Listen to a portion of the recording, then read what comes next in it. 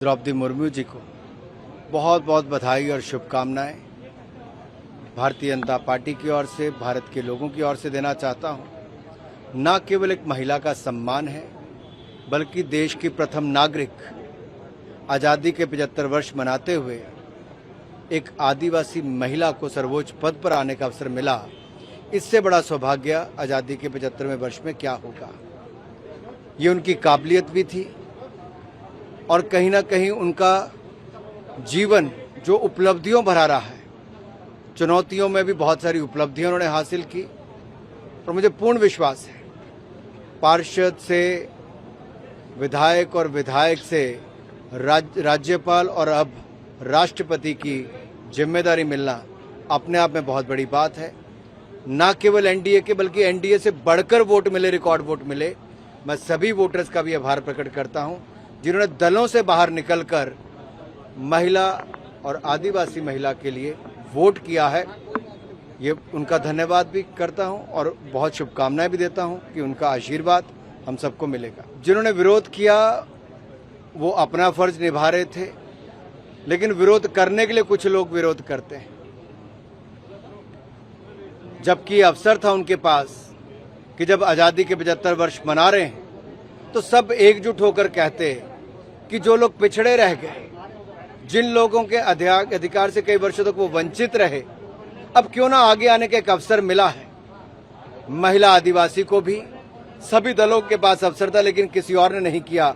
ये भी नरेंद्र मोदी जी ने और सहयोगी दलों ने सबका साथ, सबका विकास, इसी पर काम किया और सबका विश्वास जीतकर सबके प्रयासों से रिकॉर्ड जीत दर्ज की है। मैं सिर्फ इतना कहूंगा, वोट बैंक की राजनीति में कुछ लोग इतना नीचे गिर जाते हैं कि टिप्पणी करने से पहले सोचते नहीं, और राष्ट्रपति पद के उम्मीदवार के प्रति ऐसी टिप्पणी करना उचित उस समय भी नहीं था, भविष्य में भी नहीं करना चाहिए।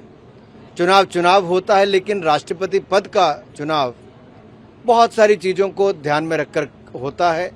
ये एक अवसर विपक्ष ने खोया है और मुझे लगता है ये सदा उनको इस बात का आभास भी होगा कि गलती उनसे हो गई है। अब उपराष्ट्रपति का चुनाव आया है, इसमें वो और सहयोग करें ताकि उपराष्ट्रपति जब चुनकर आए और देश को एक और अच्छे व्यक्ति को, इससे पहले वेंकैया जी ने जिस तरह से सदन को चलाया और अपने एक बहुत अनुभव के साथ वेंकैया जी का लाभ देश को मिला है, राज्यसभा को तो मिला, देश को भी मिला है। 22 जुलाई को राष्ट्रीय ध्वज अपनाया भी गया और मैं तो देश के युवाओं से विशेष तौर पर कहना चाहता हूं, आजादी की लड़ाई में हमारी पीढ़ी को कुछ करने का अवसर नहीं मिला, क्योंकि हम में से कोई भी उस समय पैदा भी नहीं हुआ था। लेकिन आजादी के 75 वर्ष बाद भारत के उन नागरिकों को जरूर सोचना चाहिए कि हमने कितना सफर तय किया, क्या उपलब्धियां हुई हैं, क्या खोया है, और आज संकल्प लेना चाहिए कि अमृतकाल में हम क्या करने वाले हैं।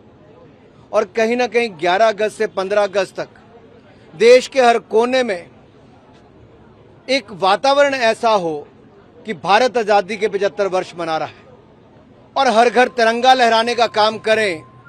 हर गली मोहल्ले में शोभा यात्रा, प्रभात फेरी निकले तो उससे और जन जागरण होगा, युवाओं की भागीदारी बढ़ेगी तो तिरंगे का मान सम्मान और तिरंगे के प्रति उनकी सोच और तिरंगे की ताकत को जानने का अवसर भी मिलेगा। ये चंद गज का कपड़ा नहीं, तिरंगे की ताकत इतनी है कि 130 करोड़ भारतीयों को एकजुट करके रखता है तो देश का तिरंगा रखता है। अगर तिरंगा लहराना दोगलापन है तो मैं राहुल गांधी, सोनिया गांधी जी को याद करवाना चाहता हूं। ये उन्हीं की सरकार थी 2011 में, जब कश्मीर में पथराव हो रहा था, 2000 से ज्यादा सैनिक घायल हो गए थे। 2010-2011 में कश्मीर को स्वायत्तता देने की बात हो रही थी, और यही नहीं, armed forces special protection act में बदलाव करने की तैयारी चल रही थी। मैंने युवा मोर्चा के अध्यक्ष के नाते उस समय कलकत्ता से कश्मीर की यात्रा की, देश के लाखों युवाओं को साथ में लेकर चले और लाल चौक पर तिरंगा फहराने का हमने संकल्प लिया था। मेरे साथ साथ उस समय विपक्ष के नेता, लोकसभा के सुषमा स्वराज जी, राज्यसभा के अरुण जेटली जी को भी गिरफ्तार करके जेल में डाल दिया। अलग अलग जगह पर गिरफ्तारियां हुई, युवाओं को मारा गया, हड्डियां तक तोड़ दी गई, इसलिए कि कश्मीर के लाल चौक पर तिरंगा ना फहराया जाए। मोदी सरकार आई तो 370-35 से मुक्ति दिलाने का काम भी हुआ। आज लाल चौक पर तिरंगा भी फहराया जाता है। वहां पर मान शान आन से तिरंगे का जहां आन मान शान भी बड़ी है, वहीं पर मैं ये कहना चाहता हूं कि सोनिया जी, राहुल जी, थोड़ा जागिए। विरोध किस बात का? तिरंगे का। किस बात का विरोध है? आपको तो सबसे पहले आके कहना चाहिए था कि बाकी राजनीतिक दल भी आगे आए। केवल राजनीतिक दल नहीं, हर भारतीय नागरिक आगे आए और अपने घर, दुकान, अपनी बिल्डिंग के ऊपर तिरंगा लहराए, अपनी बालकोनी पर तिरंगा लहराए।